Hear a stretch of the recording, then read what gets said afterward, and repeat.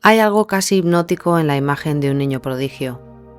Un niño que toca un instrumento con la maestría de un adulto, que actúa con la intensidad de un veterano o que canta con una técnica imposible para su edad. Es como ver el tiempo plegarse sobre sí mismo, como si se nos permitiera atisbar una anomalía en el curso natural de la vida, y el público, maravillado, lo celebra con fervor. Pero en ese asombro hay algo perverso. No es solo admiración por el talento, sino fascinación por lo anómalo, por lo improbable. Nos atrae lo extraordinario, pero lo extraordinario no siempre es sinónimo de genuino. Se nos olvida que ese niño prodigio no está viviendo la infancia que otros tienen. Su vida ha sido estructurada, programada y ensayada.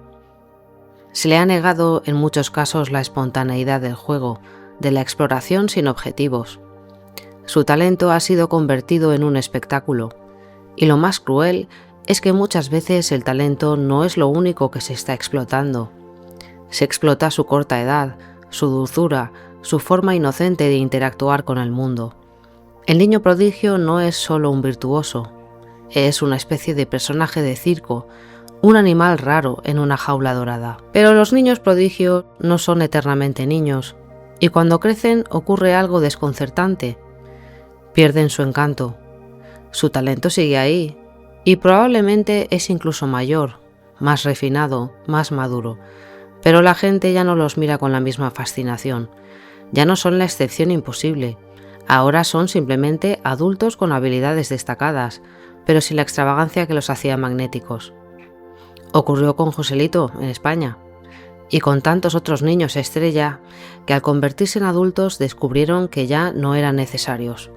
Y el golpe es brutal, porque esos niños prodigios crecieron rodeados de aplausos, convencidos de que eran especiales, irrepetibles, pero la vida real no les da aplausos diarios, no les regala validación eterna, y cuando esa validación desaparece se encuentran con el vacío. Algunos logran reinventarse, pero otros se pierden en la frustración, en la depresión, en la adicción. El talento que un día los hizo sentir únicos se convierte en una maldición, porque nunca aprendieron a ser uno más, nunca aprendieron a perder, a ser ignorados, a no ser el centro de atención. Y cuando el mundo deja de girar en torno a ellos, muchos se quiebran. Aquí entra en juego un elemento aún más oscuro, el papel de los padres y de la industria. Es fácil decir que el niño lo hace porque quiere, pero la realidad es que un niño rara vez elige sacrificar su infancia por la perfección técnica de una habilidad. Son los padres quienes impulsan, quienes moldean, quienes empujan, y a veces lo hacen bajo la ilusión de que están ofreciendo a su hijo una oportunidad de oro, sin darse cuenta de que también están construyendo una prisión. Los niños prodigios crecen en un ambiente de expectativas desmesuradas, de admiración sin límites, y eso casi inevitablemente los convierte en pequeños narcisistas, no porque sean mala gente, sino porque han sido entrenados para verse a sí mismos como especiales, como seres diferentes al resto. Su identidad se construye en torno a la excepcionalidad, y cuando la excepcionalidad desaparece, ¿qué les queda? El mundo no es amable con los ídolos caídos. Lo que antes era adorable se convierte en patético. Lo que antes era motivo de aplauso se vuelve motivo de burla. La industria, siempre hambrienta de lo novedoso, busca otro niño prodigio, otro pequeño genio que reemplace al anterior, y el ciclo se repite. No todos los niños prodigio terminan mal, pero muchos sí, y no es casualidad. Han sido educados para un mundo que no existe, un mundo donde siempre hay focos iluminándolos, donde las oportunidades llueven del cielo, donde siempre serán especiales. Cuando ese mundo se desvanece, la realidad golpea con fuerza. Algunos encuentran una forma de reconstruirse, de aceptar que la vida no gira en torno a ellos. Otros, en cambio, se pierden en un laberinto de frustración y resentimiento. Mientras tanto, el público sigue buscando su próximo pequeño genio, el próximo niño que les haga sentir asombro, sin pensar en lo que vendrá después, porque para la audiencia solo importa el momento. Pero para el niño, lo que hoy parece un sueño puede convertirse en una maldición de la que nunca podrá escapar. Vamos a ver también otro fenómeno curioso, pero tristemente común. Padres que, al ver que su hijo tiene una pizca de talento musical, se apresuran a convertirlo en su trofeo personal. No importa si el niño realmente quiere ser músico o no. Lo importante es que toque, que impresione, que los demás lo vean y aplaudan. Y así en cada reunión familiar, en cada fiesta, surge el mismo ritual. Venga, cariño, toca algo para que vean lo bien que lo haces. El niño, a veces con una sonrisa ensayada, otras con una mueca incómoda, se sienta frente al piano, toma la guitarra o levanta el violín. Sabe que no tiene opción. Y aunque toque bien, aunque arranque aplausos, algo en su mirada delata la verdad.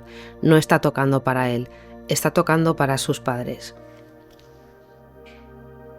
Pero aquí está la trampa. Ese padre o esa madre no están realmente interesados en que su hijo sea un gran músico.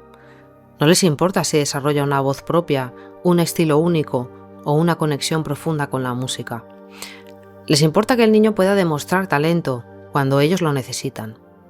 Es como si el niño fuera un accesorio más, algo que se saca en las reuniones para impresionar, algo que refuerza la imagen del padre o de la madre como alguien que ha hecho bien su trabajo creando un niño especial.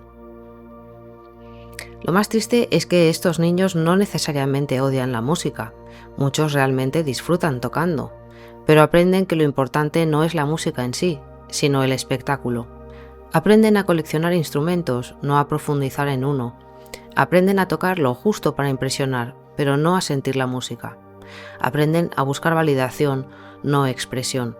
Con el tiempo esto genera adultos que pueden tocar un poco de todo, pero que no dominan nada, que sienten la necesidad de demostrar constantemente su valor en público, pero que en privado no disfrutan realmente lo que hacen. Se convierten en personajes de sí mismos, en músicos de pose, en el niño prodigio que nunca lo fue, pero que siempre intentó parecerlo. Y aquí entramos en un terreno peligroso. Muchos padres creen que están apoyando el talento de su hijo cuando en realidad están alimentando su propio ego. ¿Cómo diferenciarlo? Un padre que apoya de verdad no necesita exhibir a su hijo. Un padre que apoya de verdad deja que el niño elija cuándo y dónde tocar. Un padre que apoya de verdad no impone la música como un destino, sino que la ofrece como una opción. Pero cuando el niño se convierte en un proyecto individual, en una extensión del orgullo de los padres, se pierde el sentido. El niño deja de ser un niño y se convierte en una marioneta. Ser músico no es un cuento de hadas, no es una historia romántica de genios incomprendidos, es una profesión dura, inestable, exigente.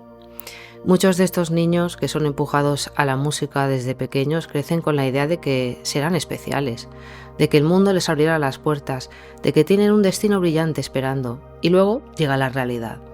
Porque en el mundo de la música, como en cualquier otro ámbito, ser bueno no es suficiente. Hace falta pasión, disciplina, resistencia. Hace falta entender que el talento no es lo que te hace grande, sino el trabajo.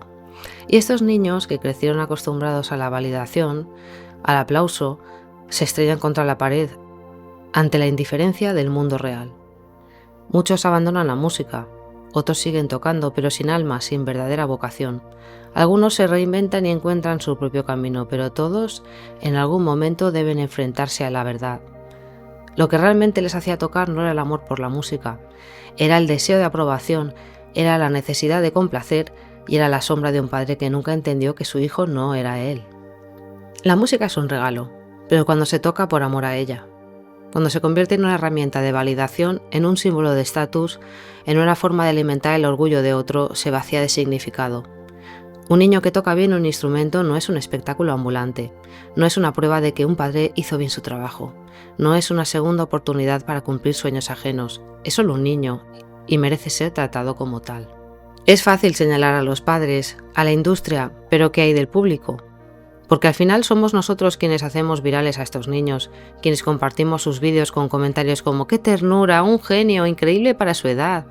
Somos nosotros quienes generamos la demanda de estos pequeños talentos y quienes con la misma rapidez con la que los encumbramos, los olvidamos cuando ya no cumplen nuestro criterio de espectáculo. Nos fascina la idea del niño excepcional, porque en el fondo queremos creer que hay algo mágico en el talento, que alguien nace destinado a la grandeza, que hay seres especiales tocados por un don divino.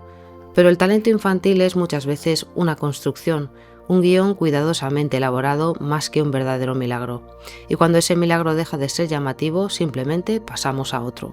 No nos detenemos a pensar en las cicatrices que dejamos atrás. No reflexionamos sobre qué ha sido de ese niño prodigio cuando ya no es una anomalía adorable, sino simplemente un adulto más intentando encontrar su lugar en el mundo. No todo está perdido. Algunos niños prodigio logran hacer la transición a la adultez sin caer en la trampa del olvido o la autodestrucción, pero casi siempre tienen algo en común, un entorno que los protege de la explotación y que les permite desarrollarse como seres, antes que como artistas. Los casos más exitosos suelen darse en niños que, pese a su talento, no han sido sobreexpuestos, que han crecido en un ambiente donde se les permitía ser niños, jugar, equivocarse y sobre todo fracasar. Porque el fracaso es una parte esencial del crecimiento, y cuando les privamos de él, les estamos condenando a un futuro en el que no sabrán lidiar con la adversidad. Por eso la verdadera pregunta no es si el talento infantil es bueno o malo, sino cómo lo manejamos. Si un niño tiene un don, hay que permitirle explorarlo, pero sin convertirlo en un objeto de consumo, sin robarle la infancia, sin hacerle creer que es un dios en miniatura, porque tarde o temprano descubrirá que no lo es y esa caída puede ser devastadora. La conclusión final es que no hay ningún problema en que existan niños con talento. El problema es cómo los usamos, cómo los convertimos en productos desechables y cómo los elevamos a los cielos solo para dejarlos caer cuando dejan de fascinarnos. El verdadero prodigio no es tocar el piano como Mozart a los 5 años. El verdadero prodigio es crecer con talento y seguir siendo alguien completo, equilibrado y feliz en la edad adulta. Pero lamentablemente eso no es tan viral.